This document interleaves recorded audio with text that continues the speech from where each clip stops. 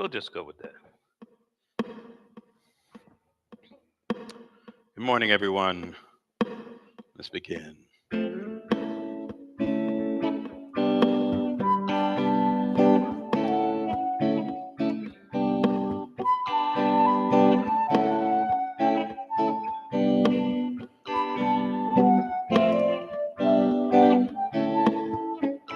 Good morning.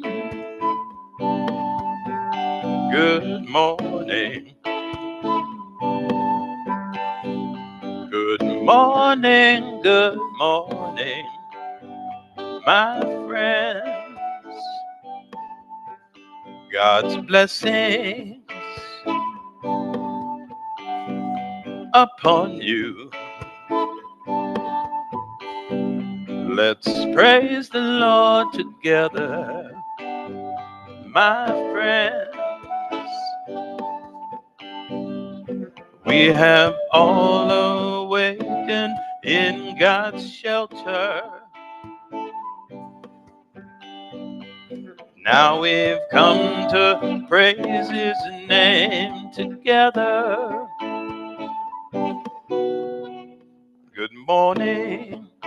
Good morning. Good morning. Good morning. Good morning. Good morning, my friend. My friend. Good morning. Good morning. Good morning. Good morning. Good morning. Good morning, my friend.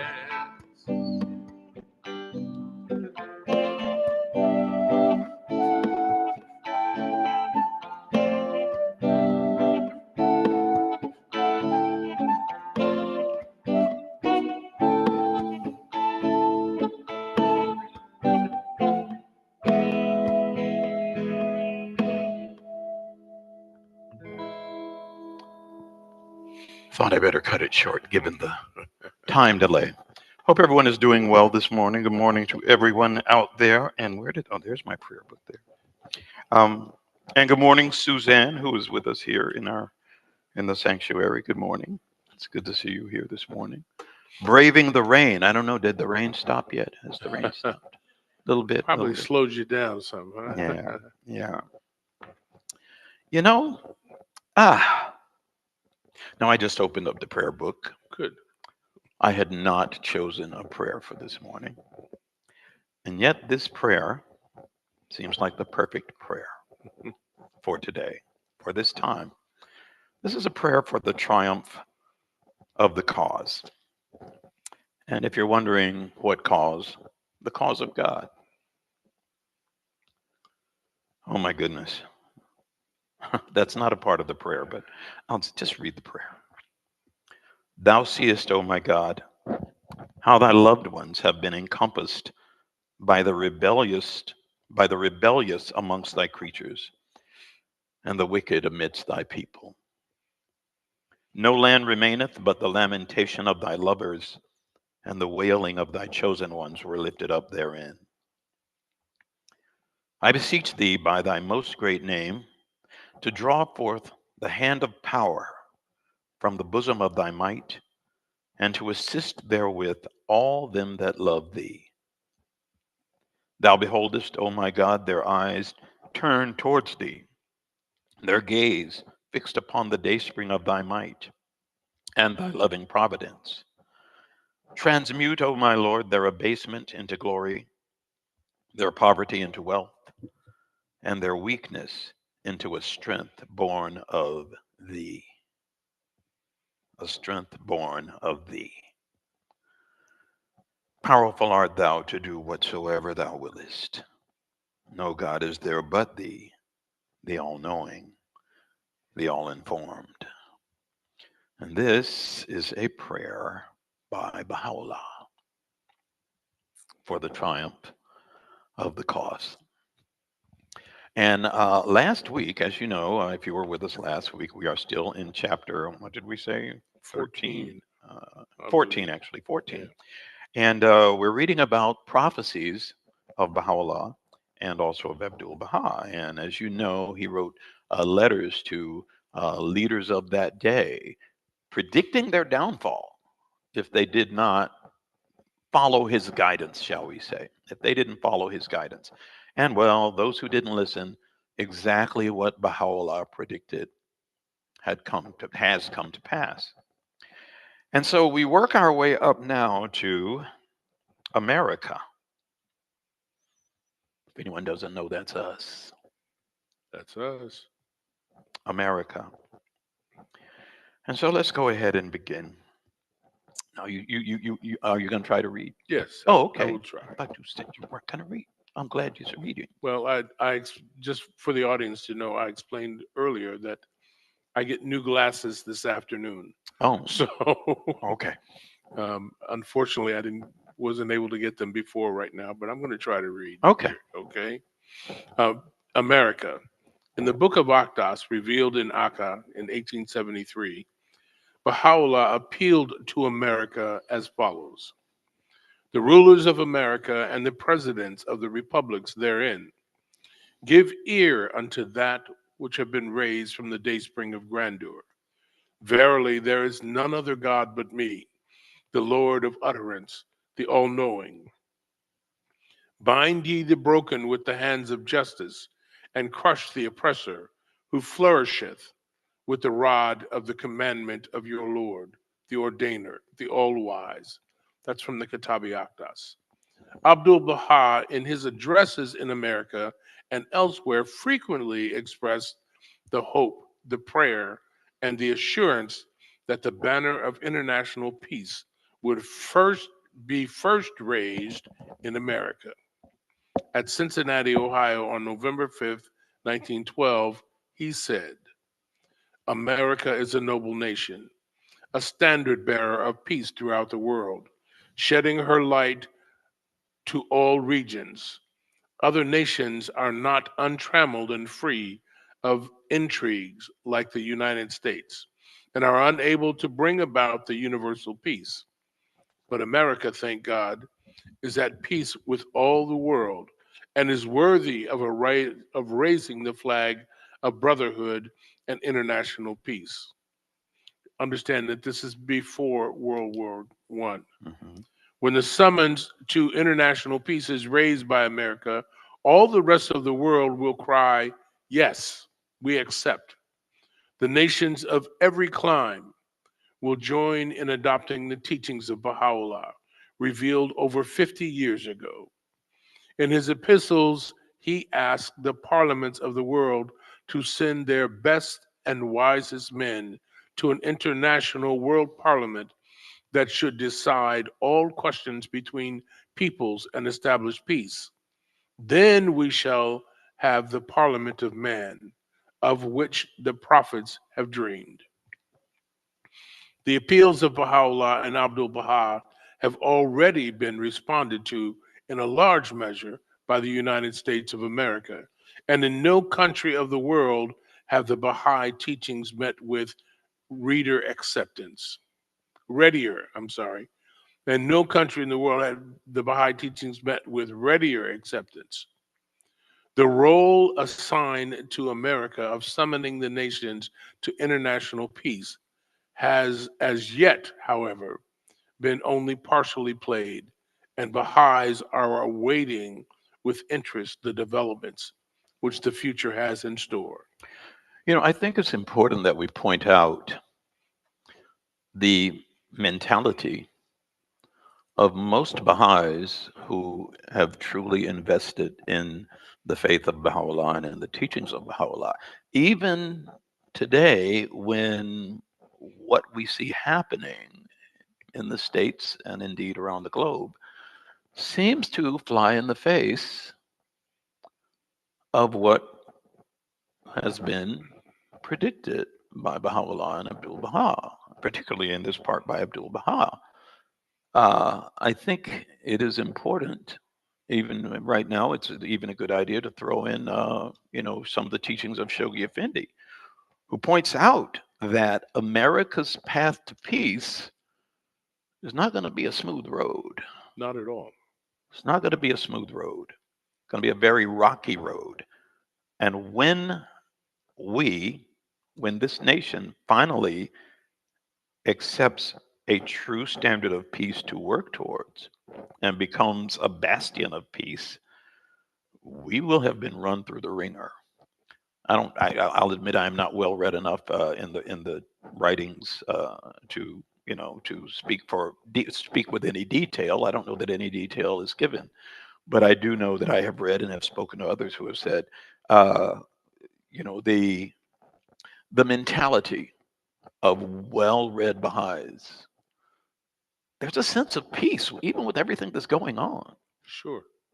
Because and I'll throw myself in there with them as far as having, I go from being troubled to coming back to peace. There is this acceptance that this is all part of the process. You don't just suddenly get Right. peace. That's right. It's Well, our audience says rolling up of the old and rolling out of the new. yes, Yeah, yes, yes. exactly. And one thing we have to understand is that that rolling up of the old don't want to be rolled up. Not at The all. old is fighting Of course. against being rolled up Of course. so that the new can be rolled out in its place. So, I mean, there is some comfort in that. It doesn't, we don't get out unscathed, let's put it that way. But when you can have not just your faith, but your reassurance from the manifestation of God that these things are going to happen, but they will not, it's not the end, and they will not continue. You know, Right. in our lifetime, I don't know, we're pretty advanced in age. I don't think all of a sudden there's going to be a light switch that turns on and everything's going to be different. But we can rest with the faith and the comfort of knowing that those troubles that we see now will not continue. These things will cease. And Baha'u'llah says it, Abdul Baha says it, and Shoghi Effendi says it, and I'm good with that. Anyway, please continue, Well, Daryl. it's really important that we understand that the rolling out of the old is essential Yes, because without it, there is no future. right. All the holy books say it. Good point. You're exactly right. All And the and you're right. Suzanne just said all of the holy books say it. I think what it is though is in the way that it has been depicted, and I dare say even misrepresented in the past, often by artists and people who thought they knew but didn't. They often present these either stories or beautiful pictures of how it's supposed to happen. And no, that's there's not going to be anyone come flying out of the sky or anything like that. It's a long, arduous process. right. Yeah. This treatise goes on to talk about the Great War. Okay. Both Baha'u'llah and Abdul Baha, on many occasions, foretold with surprising accuracy the coming of the Great War of 1914 to 1918. Mm. At Sacramento, California, on October 26, 1912, Abdul Baha said, "Today, the European continent is like an arsenal. It is a storehouse of explosives, ready for just a spark, and one spark could set aflame the whole of Europe, particularly at this time when the Balkan question is before the world." In many of his addresses in America and Europe, he gave similar warnings. In another address in California on October 1912, he said, "We are on the eve of the Battle of Armageddon, referred to in the 16th chapter of Revelation. The time is 2 years hence, when only a spark will set aflame the whole of Europe. The social unrest in all countries, the growing religious skepticism, antecedent to the millennium, and already here will set aflame the whole of Europe, as is prophesied in the book of Daniel and in the book of Revelation of John.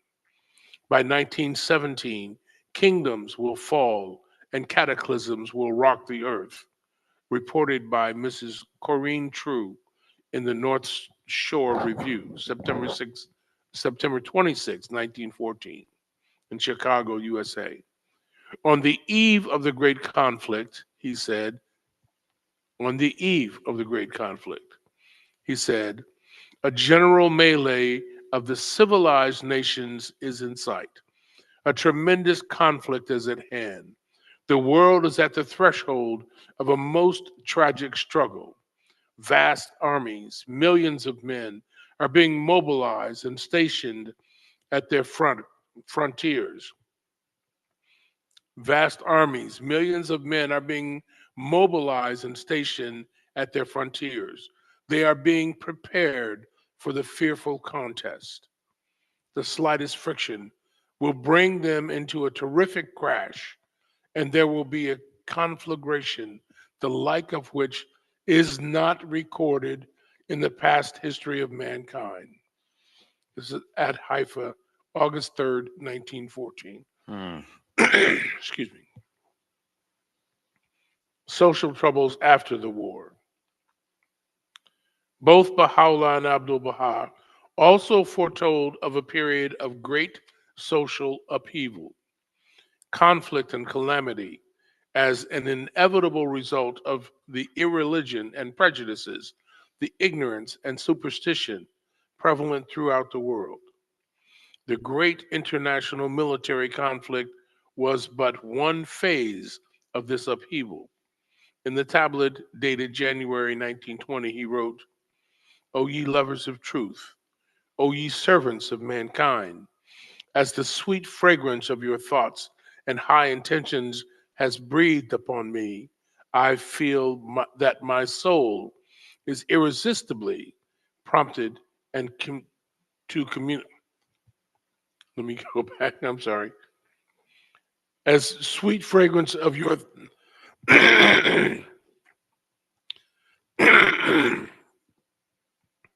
as the sweet fragrance of your thoughts and high intentions has breathed upon me, I feel that my soul is irresistibly prompted to communicate with you.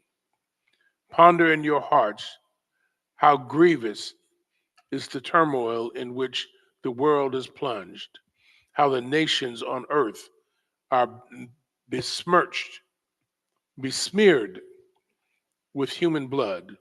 Nay, their very soul is turned into clotted gore. The flame of war has caused so wild a conflagration that the world in its early days, in its Middle Ages, or in the modern times has never witnessed its like.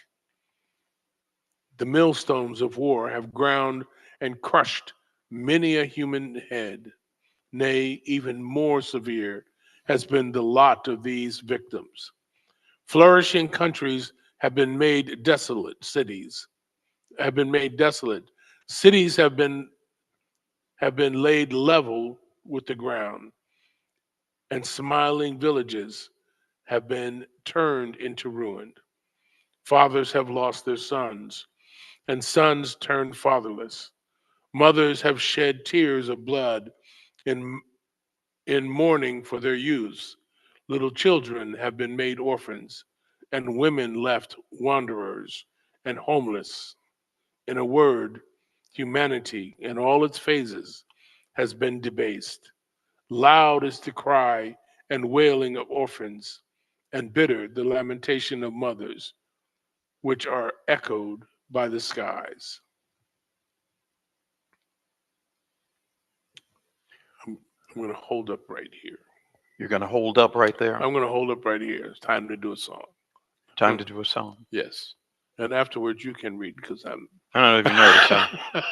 I'm trying to be reserved here because, again, I will say this. I have heard, I'll say, high level dignitaries who have a much clearer picture of what is going on earth. And I wish I could state the source because this statement is kind of profound. But I believe it was an educator. I want to say it might have even been Neil deGrasse Tyson, scientist, who pointed out that the truth is, if you look over the long arc of history, believe it or not, we're actually living in one of the most peaceful times. I don't know that that's accurate. I don't know. But Mm, and maybe that's probably not the best way of saying it, but that I'll say that progress towards peace has been made. And you have these periods of upheaval. They say even the number of people that are dying, uh, due to war, bloodshed, and so forth. Of course, we hear about it on the news, but again, I'm talking about in the bigger picture that it actually, is it actually has gotten better. But better is still not good. right. Better is still not good. And we can only, Well, in reading that last segment there, yeah, where it talks about just the destruction, the desolation that's still going on. exactly, exactly. It's still going on. And And while I don't know if you want to count numbers, it always bothers me when I hear, like when you're, let's talk about genocide, and governments decide when something is a genocide. Mm, Death has to reach this particular number before they'll decide, okay, now it's a genocide. It's like, wait a minute, what about the suffering? For those people who are suffering, whose loved ones are dying and who are dying themselves, it doesn't have to reach a particular number. right. You know, they're talking numbers. We're talking, I'll say, quality of life and, Sure. and, and quality of what we would like to think of as peace. There's a point in time where you have to face the fact that what's most important is the value of human life, period. Whether we're talking big numbers or small numbers. Absolutely. And I don't know that we've gotten to that. We certainly haven't gotten to that with everyone. There's no question about that. Anyway, I'll go ahead and I should have. I was so busy listening to you, I didn't even queue up for this song. So you'll have to excuse me.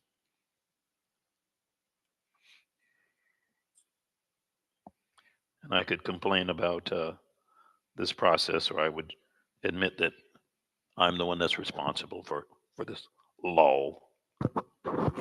Can I complain about it?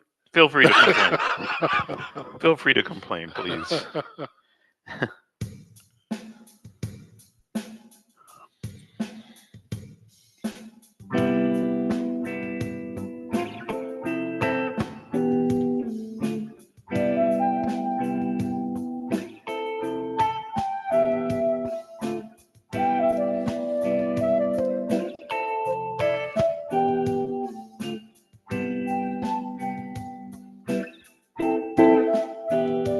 Unto thee have I raised my hands, O Lord, and in thee have I found sheltering support, O Lord. And unto thee have I resigned myself, O Lord. And upon thee have I placed my whole reliance, O Lord. Unto thee have I raised my hands, O Lord. And in thee have I found sheltering support, O Lord. And unto thee have I resigned myself, O Lord. And upon thee have I placed my whole reliance, O Lord. And by thee am I strengthened, by thee am I strengthened, by thee am I strengthened, O Lord. And by thee am I strengthened, by thee am I strengthened, by thee am I strengthened, O Lord.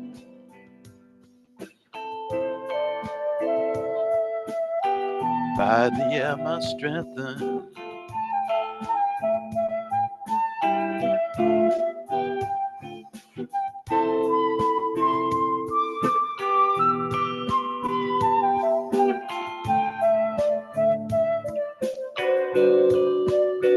Unto thee have I raised my hands, O Lord, and in thee have I found sheltering support, O Lord. And unto thee have I resigned myself, O Lord. And upon thee have I placed my whole reliance, O Lord. And by thee am I strengthened, by thee am I strengthened, by thee am I strengthened, O Lord. And by thee am I strengthened, by thee am I strengthened, by thee am I strengthened, O Lord. By thee am I strengthened, O Lord. By thee am I strengthened, O Lord.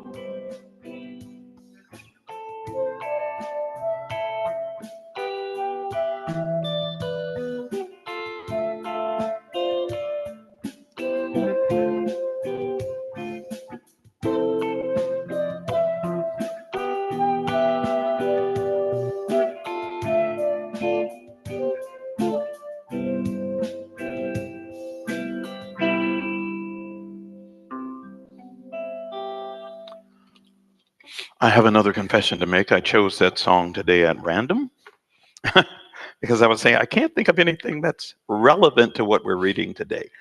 I'm not so sure that I could find anything more relevant than that song.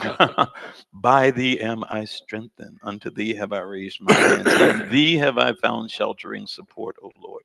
Because there are those times when that's all you got left, you Of know? course. By thee am I strengthened, O Lord. Okay, to continue, we're reading again about social troubles after the war. I'm going to start with the last couple of sentences in that last paragraph you read. In a word, humanity in all its phases has been debased. That is the last paragraph you read, right? Yes. Yeah. Yes. Loud is the cry and wailing of orphans, and bitter the lamentations of mothers which are echoed by the skies. Bitter the lamentations of mothers which are echoed by the skies. The prime cause, listen up, folks, the prime cause for all these happenings. You probably didn't see this coming, so that's why I say listen. We've talked about war and all this other stuff. The prime cause for all these happenings is racial, national, religious, and political prejudice. Mhm. The prime cause for all these happenings is racial, national, religious, and political prejudice. And the root of all this prejudice lies in outworn and deep seated traditions, be they religious, racial, national, or political. This is not me talking, this is Abdul Baha talking. So long as these traditions remain, the foundation of human edifice is insecure, and mankind itself is exposed to continuous peril. I have a project now. I need to take up money and buy a billboard and put that quote on it. Because, I mean, you've got all of the dignitaries and the thinkers that will probably come up with a whole bunch of other reasons. But at the bottom of it all, according to Abdul Baha, and I believe it, is prejudice. It is easy. It is easy to lash out or ignore and disregard the needs of others when you are prejudiced towards them. It's easy to ignore their needs. It's easy to disregard their needs. It's easy to violate their needs. Dehumanize. Yes, there you go, dehumanize. It makes what's anyway, and it's just so long as these traditions remain, the foundation of human edifice is insecure, and mankind itself is exposed to continuous peril. Now, this is still Abdul Baha, now in this radiant age, when the essence of all beings has been made manifest, and the hidden secret of all created things has been revealed, when the morning light of truth has broken and turned the darkness of the world into light, is it meet and seemly that such a frightful carnage which brings irretrievable ruin upon the world should be made possible? By God, that cannot be. By God, that cannot be. Christ summoned all the people of the world to reconciliation and peace. He commanded Peter to return his sword unto its scabbard. Such was his wish and counsel. And yet, oh my Lord, I'm sorry, I'm going to start that paragraph again. Christ summoned all the people of the world to reconciliation and peace. He commanded Peter to return his sword unto its scabbard. Such was his wish and counsel, and yet they that bear his name have unsheathed the sword. They that bear his name have unsheathed the sword. How great the difference is between their deeds and the explicit text of the gospel. How great the difference between their deeds and the explicit text of the gospel. Still Abdul Baha. 60 years ago, Baha'u'llah, even as the shining sun, shone in the firmament of Persia and proclaimed that the world is wrapped in darkness. And this darkness is fraught with disastrous results and will lead to fearful strife. In his prison city of Akka, he apostrophized in unmistakable terms the Emperor of Germany, declaring that a terrible war shall take place, and Berlin will break forth in lamentation and wailing. In like manner, we already read about this, in like manner, whilst the wronged prisoner of the Sultan of Turkey, that's a reference again to Baha'u'llah, in the citadel of Akka, he clearly and emphatically wrote him that Constantinople will fall a prey to grave disorder in such wise that the women and children will raise their moaning cry. In brief, he addressed epistles to all the chief rulers and sovereigns of the world, and all that he foretold has been fulfilled. From his pen of glory flowed teachings for the prevention of war, and these have been scattered far and wide. From his pen of glory have been I'm sorry, from his pen of glory flowed teachings for the prevention of war, and these have been scattered far and wide. That's a good place to stop. That's a good place to stop.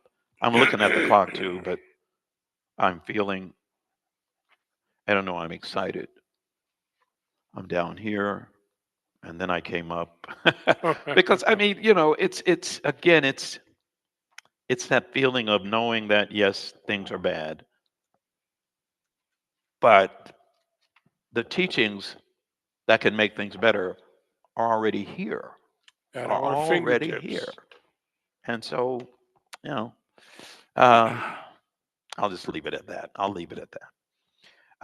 We will continue this next week. We're almost finished with this chapter. I don't know that I think we'll finish this chapter next week. We'll see.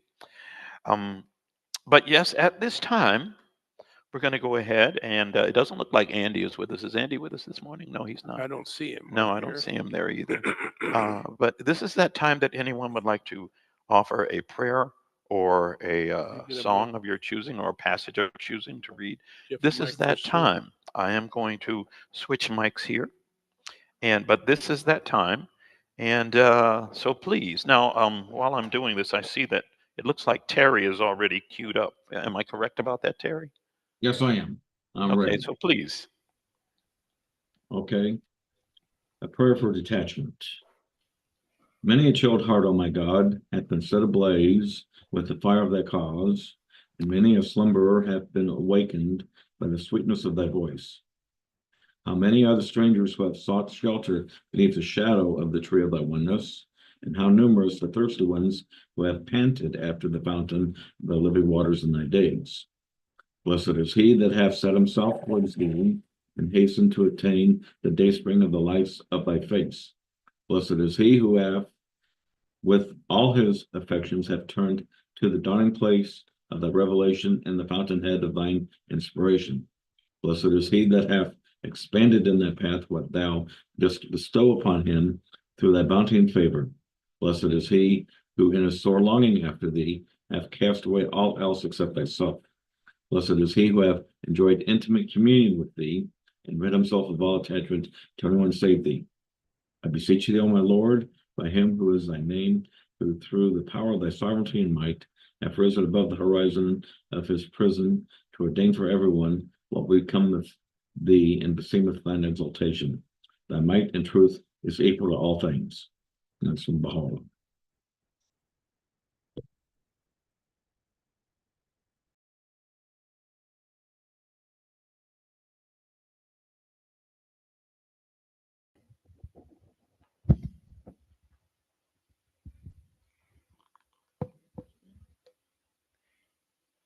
He is the compassionate, the all bountiful.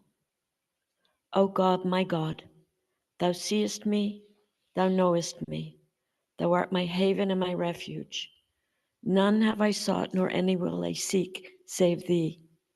No path have I trodden, nor any will I tread, but the path of thy love. In the darksome night of despair, my eye turneth expectant and full of hope to the morn of thy boundless favor. And at the hour of dawn, my drooping soul is refreshed and strengthened in remembrance of thy beauty and perfection. He whom the grace of thy mercy aideth, though he be but a drop, shall become the boundless ocean, and the merest atom which the outpouring of thy loving kindness assisteth shall shine even as the radiant star. Shelter under thy protection, O thou spirit of purity, thou who art the all-bountiful provider, this enthralled, enkindled servant of thine. Aid him in this world of being to remain steadfast and firm in thy love, and grant that this broken-winged bird attain a refuge and shelter in thy divine nest that abideth upon the celestial tree. Thank you, Sue. Thank you. Is there anyone else who would like to share?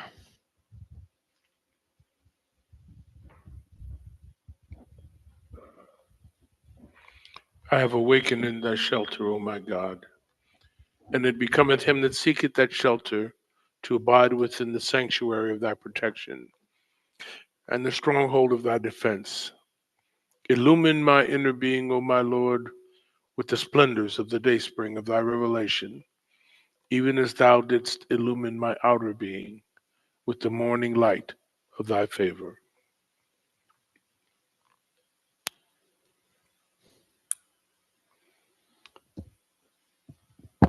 Thank you, Daryl.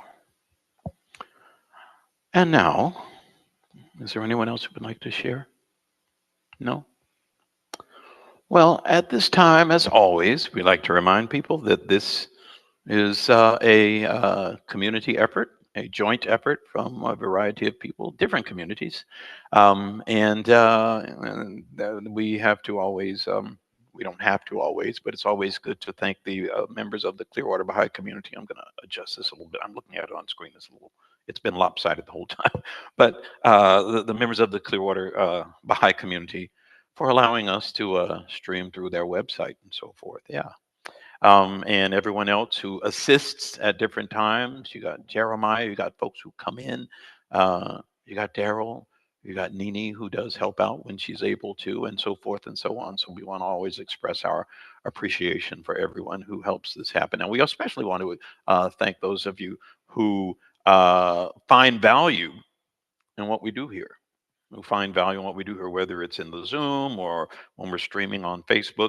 Uh, if anyone looked for the Facebook devotion last week, you didn't find it, and it's because someone forgot to push the go live button. We won't say who it was, but it was me. Okay, forgot to push the go live button, but we pushed it today, so there we go. And now, so we're going to go ahead and also remind you that. Well, Daryl, you remind them. You know what I'm getting ready to say, so you say it. You always say it Well, anyway. So go ahead. because people are interested in the faith, some in some small portion due to this this event that we produce every week. If you have an interest in the faith, if you are not a Baha'i and have more interest, there are some websites that you can go to get more information. And they are definitive because Tony and I are not ministers or anything like that, but there are places you can go and get information. They are www.baha'i.org, www.baha'i.us, www.bahaiteachings.org, and you can also go to the Clearwater Baha'i website at www.clearwaterbaha'is.org. You know, and this is just off the cuff here, so much of what I see is, but, I was scrolling through social media and I came across a minister who said that a particular uh, politician is the Antichrist. And, it seems that the reason I'm bringing that up is I'm not even sure it's newsworthy. It's one minister, and I'm sure some people feel that way. But I'm thinking it seems like when something happens in the US to Americans or by Americans, we connect it to, or try to make attempts to connect it to Scripture.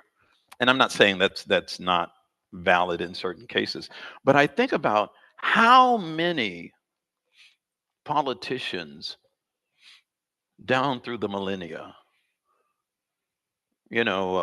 despots, tyrants, have had the qualities and characteristics that could make them appear to be the Antichrist. And I just feel like I'm thinking of it, frankly, because of the song that we sing, Let Your Vision Be World Embracing. We have to look beyond ourselves and face the fact that our problems are not the only ones that matter. That we have to look at people all around the globe and understand that the difficulties they have affect us too. And this is one reason that we are told, let your vision be world embracing, so you can certainly see all of humanity as your brothers and sisters, but also so you can see their problems are our problems as well. We might not feel them in the moment, but sooner or later they come knocking at our door.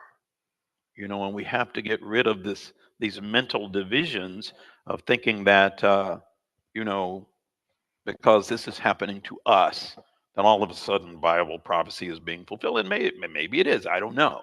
But I'm just saying that idea of making your vision world embracing, uh, it's hard to be prejudiced. We mentioned prejudice. It's hard to be prejudiced when you develop a world embracing vision and all humanity embracing vision. Um, It's because we are the leaves of one tree, the fruit. We are the leaves of one branch, the fruit of one tree, yes, the drops of one ocean. yes, Whatever happens in one place affects whatever happens in another place absolutely, all over the world. absolutely. So, and Yeah. And so we have to, we just have to remember that it's easy to get caught up in what's happening at our back door, and obviously so. But we also have to see it not, with blinders. We have to right, see that those things that are happening here have happened and are happening around the globe. And I don't know what that would entail as far as our involvement, but at least as far as our prayers and as far as our good wishes to people in other lands who are suffering, going through difficulty. It's not just about us. I mean, obviously based on the Baha'i writings, America plays big, plays, has a major role in yeah, but it's not exactly. just about us. And I And just then, feel the need to point that out. Uh, I still remember reading where Abdul Baha, and I know I'm going on way too long here, but he used the term Antichrist, believe it or not as a noun, yeah, but as an adjective. And if you think of it that way, there are a lot of things that are antichrist, that are antichrist.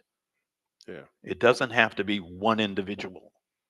It can be all those people who decide that even though I'm staring in the face of evil, it's okay with me.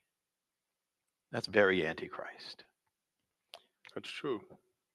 I just love the fact that I don't, it's in the writings of Abdul Baha, but yeah, there's this whole long treatise where he is listing things that are, again, not the Antichrist, but Antichrist. Right. He uses it as an adjective, as a descriptive term. Right.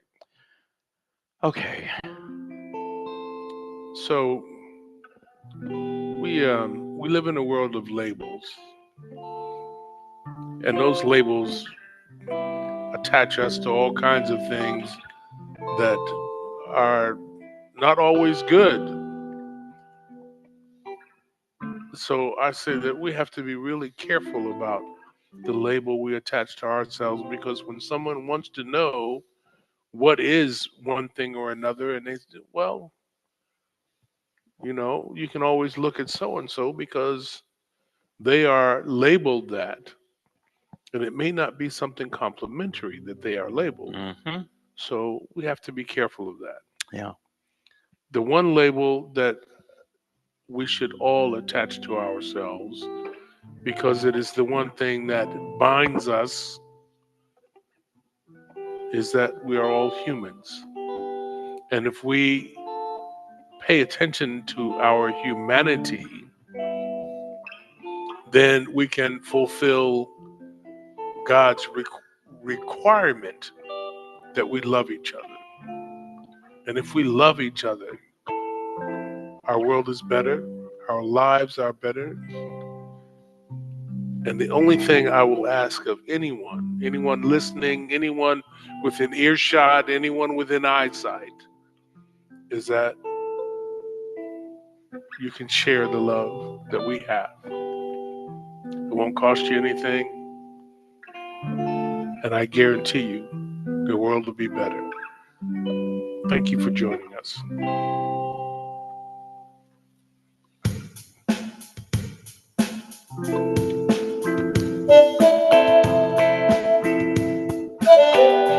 We better keep it short this time.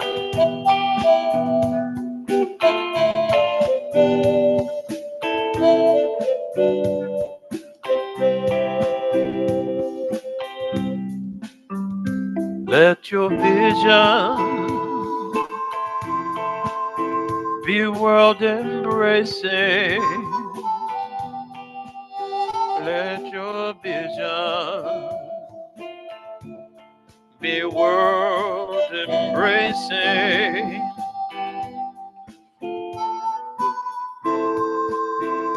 Let your vision be world embracing. Oh,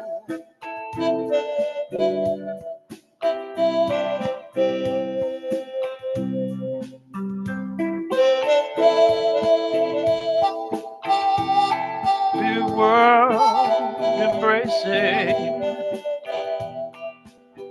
Let your vision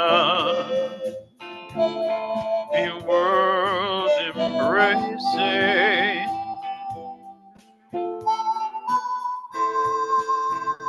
Let your vision be world embracing.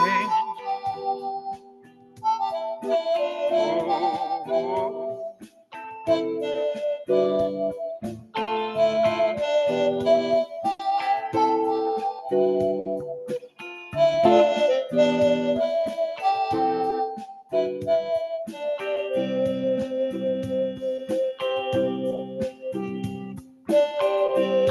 watch over yourselves, for the evil one is lying in wait, ready to entrap you. Gird yourselves against his wicked devices, and led by the light of the name of the all-seeing God, make your escape from the darkness that surroundeth you. Let your vision be world-embracing, rather than confined to your own self. Words of Baha'u'llah. Have a good week, folks. Thanks for joining us. Hope to see you again next Sunday. Take care. Be safe. Share Aloha.